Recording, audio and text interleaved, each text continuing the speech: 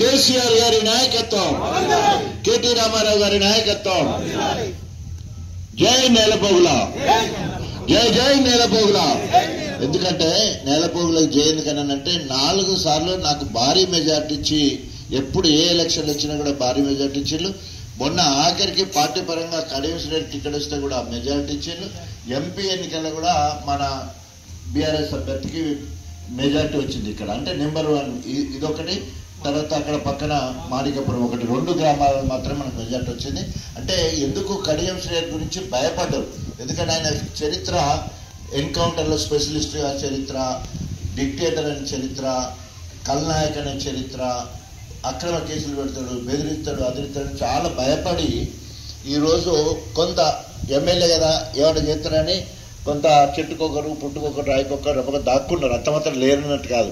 ఒక్కసారి ఎలక్షన్ వస్తే మళ్ళీ బయటకు వస్తారు అందరూ. ఆయన సంగతి ఏదో చూస్తానికి అవకాశం ఉంది. ఈరోజు కేసీఆర్ గారు చెప్పిన మాటను మీకు చెప్పడానికే నేను ఇక్కడికి వచ్చిన. కేసీఆర్ గారి ఆరోగ్యం బాగాలేకపోతే నేను వారి దగ్గరికి పోయి పరామర్శించి, అప్పుడెప్పుడో 11-12 ఏళ్ల కింద నేను మంత్రి అయినప్పుడు ఆ రూమ్లో కూర్చొని మాట్లాడుకున్నాం. మళ్ళీ మొన్న రాజయ్య నువ్వు హెల్త్ మినిస్టర్ అడుగుతున్నావు కానీ హెల్త్ మినిస్టర్ కాదు, నువ్వు ఉప ముఖ్యమంత్రి అవుతావని చెప్పేసి ఆ రూమ్లోనే నన్ను ఆశీర్వదించింది. నేను అక్కడికి పోయినా. సో పోయినప్పుడు సార్ చెప్పి నేనేమో ఆరోగ్యం గురించి అడగకపోతే, నియోజకవర్గం జనగాం జిల్లాలో జిల్లా పరిషత్ చైర్ పైన జెండా ఎగిరేయాలి. నువ్వు అప్పుడు 7 జెడ్పీటీసీలు గెలిపించినావు, ఇప్పుడు 7 జెడ్పీటీసీలు గెలిపించాలి. ప్రతి గ్రామంలో గులాబీ జెండా ఎగిరేయాలి. ఎందుకంటే మనం 1.8% ఓట్స్తో ఓడిపోయినాం. మనం పనులు చేసి చెప్పుకోకపోవడం వల్లే మనం ఓడిపోయినాం. కాబట్టి మనం చెప్పుకోవాలని చెప్పేసి నాకు ఒక బాధ్యత అప్పచెప్తే, దీనికి ఏం ప్రోగ్రాం పెట్టాలని చెప్పేసి ఊరూరికి సంక్షేమాలు, ఇంటింటికి కేసీఆర్ పొలాలు. అంటే హనుమంతుని గుడి లేని ఊరు ఉండదు, కేసీఆర్ పథకం పొందని ఇల్లు ఉండదు. ఇది నానుడి. అందరు చప్పట్లు కొట్టాలి ఒకసారి. అంటే ప్రతి ఇంటికి కూడా ఏదో కార్యక్రమం. ఉదాహరణకి మంచి వ్యవసాయం చేస్తారు మన ఊర్లో. ప్రతి ఇంట్లో ఒక రైతు ఉంటాడు.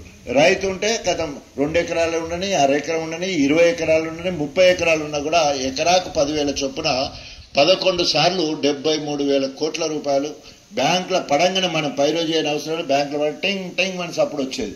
సో ఆ రకంగా రైతులకు కథ. తర్వాత ఆ రైతుకు ఎన్ని మోటార్లు ఉన్నా కూడా ఉచితంగా ఫ్రీ కరెంట్. 3 హెచ్పినా 5 హెచ్పినా 7 హెచ్పినా నువ్వు ఎన్ని మోటార్లు ఉన్నాయి, ఆఖరికి ఆపించిపోయి ఆగుతూ పోస్తున్న వాటికి కూడా ఫ్రీనే. అంటే ఎంత కరెంట్ అంటే అదే బిల్ అయినట్టు అని పెట్టుకోరు, ఇది పోతులేదని ఆపుకుంటాం. కానీ ఫ్రీ కరెంట్ కాబట్టి మొత్తం మోటార్లన్నిటికీ ఫ్రీ కరెంటు ఇచ్చే కార్యక్రమం. అదేవిధంగా గోదావరి ద్వారా ప్రాజెక్టు కట్టి మనకు దేవాదుల ద్వారా చెర్లు నింపుకునే కార్యక్రమం.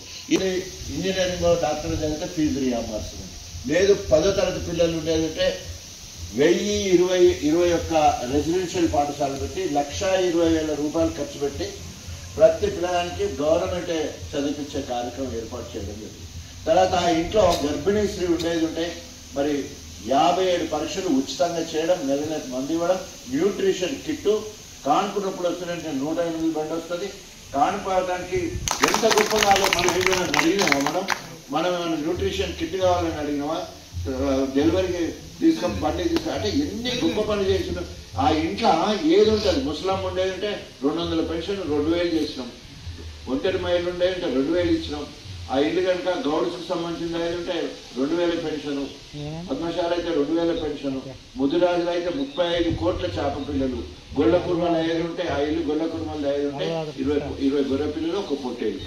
ఇంత గొప్పగా అసలు ఇవన్నీ కూడా కేసీఆర్ ఏ మేనిఫెస్టోలు పెట్టలే. అన్ని అవసరాలు తెలుసుకొని ఆ ఇంటికి ఏం అవసరం అంటే ఇంటింటికి నల్ల హరితారం కింద ప్రతి సంవత్సరం 7 మొక్కలు, పండ్ల మొక్కలు, తర్వాత పూల మొక్కలు, ఇల్లు నందనవనంగా ఉండాలనే ఉద్దేశంతో ఇంటింటికి ఇంకుడు గుంత. ఇట్లా అనేక రకాలుగా ఇంటికి పోయి ఓటు అడిగే హక్కు మనకే ఉన్నది.